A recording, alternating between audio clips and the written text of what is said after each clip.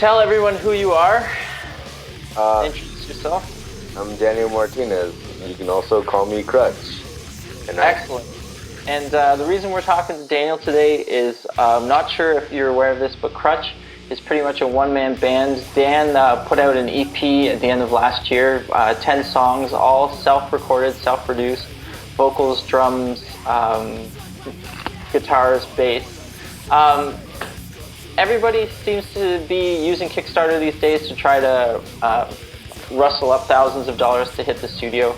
You decided not to hit the studio, and you know, the results are fantastic. So if people want to be able to skip the studio, what do they need to know? How do they need to do it? Well, you actually don't need thousands of dollars. I mean, anything less than, I started my Crutch project with less than 100 basically, and it really isn't that hard to do. Just a lot of ambition, basically, a lot of determination, and you need a guitar and you need a bass as well, right? And a vocal mic. I was getting to that. I was going to say it. Determination, ambition, and Craigslist. Craigslist. Yeah. What do you need off Craigslist? Well, I mean, if you can find a decent guitar for low price, then you're good. Because my guitars are not very great, but I can mix them with my programs to sound better. And what programs are you using? I'm using Beatcraft for drums, and I'm using Mixcraft to record everything and mix everything. Cool, and is that free software or trial software? Mixcraft is a trial software, and you can basically use over and over and over again. The only thing is you can't mix down the songs with a trial. So if you want to actually mix them down to MP3, you have to either buy the program or you have to get another program which converts it. But all the converting programs are pretty much free. And yeah. And how do you get the sound into your computer? The sound from my guitar to an interface, and I use a Line 6 Tone Port UX2.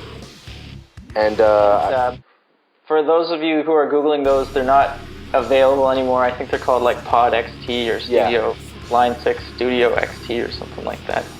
Cool. And so 10 songs, and let's see, your Crutch project sounds fantastic. Okay. Any plans? Got any new recordings or any new albums coming out? Yeah, actually, this past couple days, I started on a new album, and everything's coming out pretty good. I should be done by the end of the year, actually. Cool. Send us some songs. I will. And a lot of people don't know this, but you are actually in Edinburgh, Texas today, right? That's where your family lives? Yes, sir. And that's like right beside McAllen, Texas, and right beside the Mexico-US border? Mm-hmm. So you must have some pretty first-hand experience with the cross-border drug traffic, huh? Yeah, it's pretty bad.